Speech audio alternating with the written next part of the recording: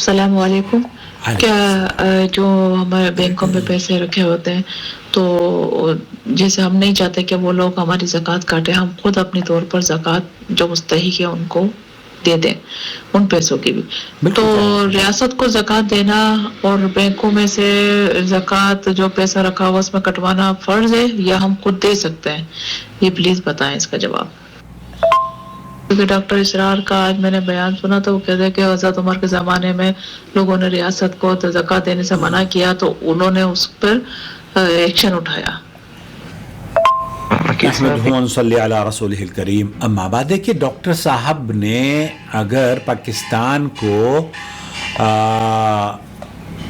उस जाविये से तोलने की कोशिश करी है जिस तरीक़े से हज़रत उमर फ़ारूक़ रज़ियल्लाहु ताला अन्हु के दौर की रियासत हुआ करती थी, तो ये उनका अपना व्यू है, उनका अपना एक नज़रिया है।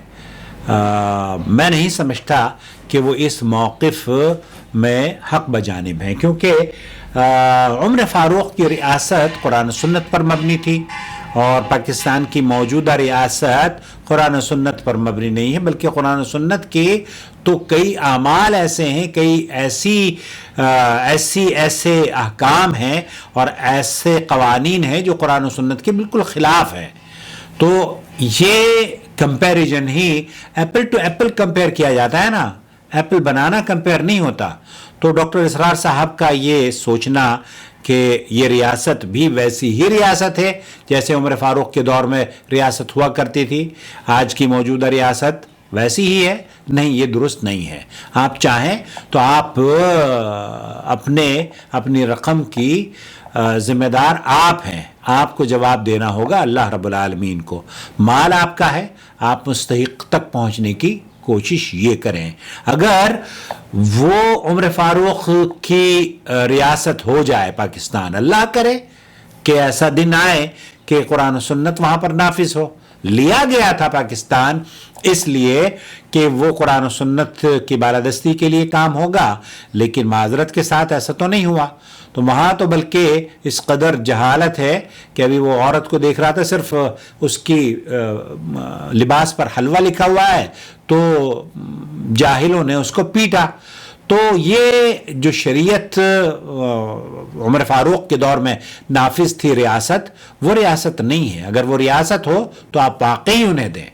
सऊदी अरब में जो कानून है, सऊदी अरब में यहाँ तिजारती जितने भी उमूर हैं उनको पाबंद किया है हुकूमत ने, और सऊदी अरब कुरान सुन्नत की बालादस्ती यहाँ पर मौजूद है। तो कुरान सुन्नत की बालादस्ती है, अल्लाह का फजल व करम है। लेकिन यहाँ आप वो जो पाकिस्तान की आप बात कर रही हैं, वहाँ तो निज़ाम बिल्कुल दरहम बरहम है।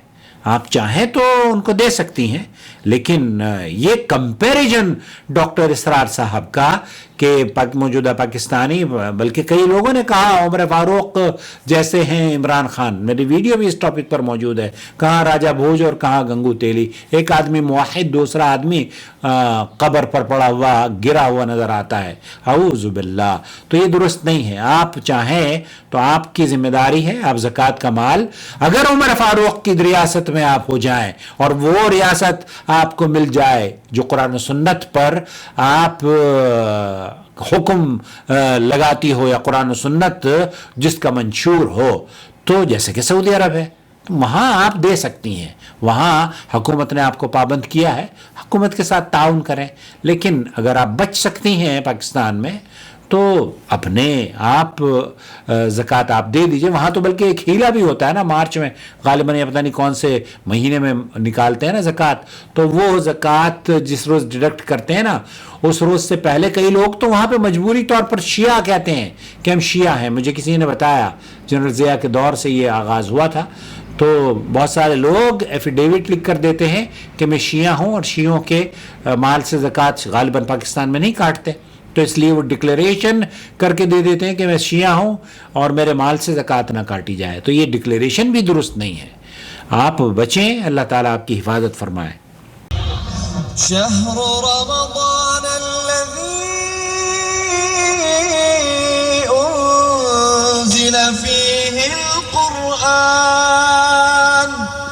هدى للناس وبينات من الهدى والفرقان